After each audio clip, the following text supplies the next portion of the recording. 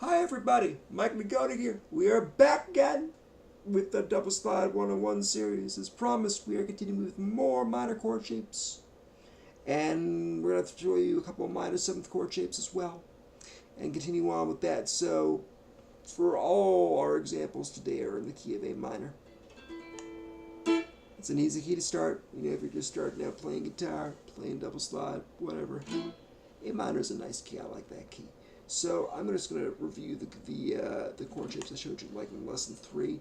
Obviously there's this one, that big one there, right? You know, 3 frets up from A on your 5th fret, 3 thumb slide, strings 3 and 4. Play all of them. You get that big open sound. And then if you want to get your inversions, we talked about chord inversions, you know, stacking the notes in a different order. Your root position, if we move your big slide 3 frets up from A onto fret 8. So find the chord that represents your minor third, which is C. And then place your thumb slide down, right, on string 5, only angle it, and then play strings 5 through 4, or 5 through 3. You get your root position. You can have the 7th to get A minor 7th in root position. Okay? And then if we move our thumb slide up to the 2nd string and angle it, right? And this one, we get first inversion, right? With the root on top and the third on the bottom. And then if we play strings 3 through 1, our top 3 strings, we get second inversion with the third on top. Okay, so that's a review of the chords that we already know. Now I'm going to show you some more shapes here. You're going, but Mike, what do we need to know all the, you know, why do we need to learn more chord shapes? We know all the inversions. We know all the inversions. Well, we know some shapes up here. But there's way more than just 3 chord shapes. Okay? You know, if I'm soloing here,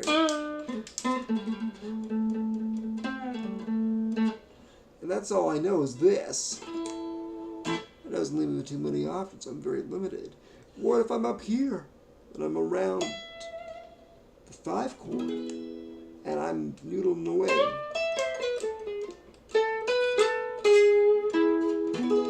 And I want to get back to A minor, but I don't want to go down here or down here and move all around the board. Where do I go? Well, here's a good place to start. So place your big slide on your 5 chord. The key of A, that's E, 12th fret. So also work open, by the way. But 12th fret.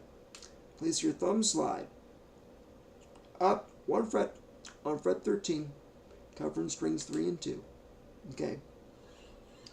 And if you play strings 2 through 4, okay, you are going to get, you're going to get second inversion.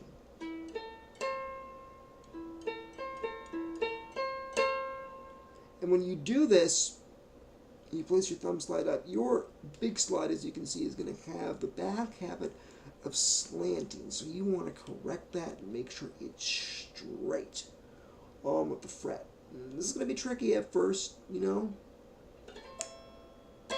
And then, of course, if we play strings 3 through 1, we get a root position just up the octave. By the way, this second inversion is the exact same chord as this.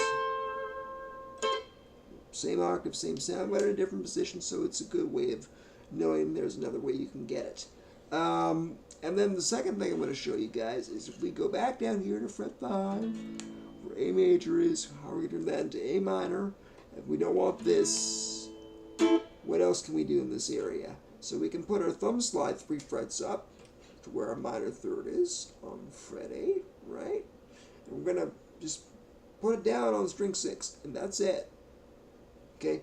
And when you place your thumb slide down on your bottom strings, you're going to want to exert some bit more pressure on them. Okay? Otherwise, it's going to be kind of loose and kind of of rattle. So if you look at my hand, okay, it's really pressing down there. So play strings 6 through 4. There's first inversion, just really low voicing of it. And then the other thing we can do is we can put our thumb slide up here.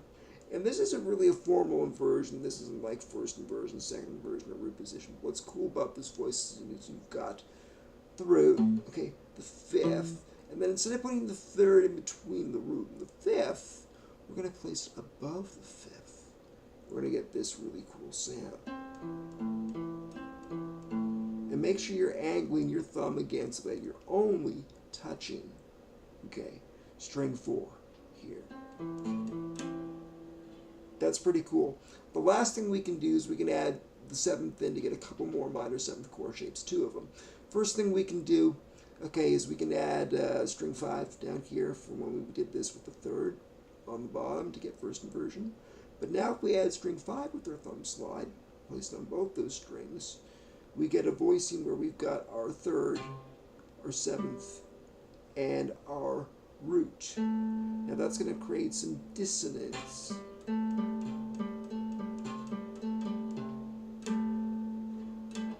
I know it doesn't sound like A minor 7th, but it is. But the better voicing is up here if we put our thumb slide up on strings 5 and 4. And this is going to get us a voicing where we've got the root, the 7th again, but now the 3rd's going to be on top. We're going to get this.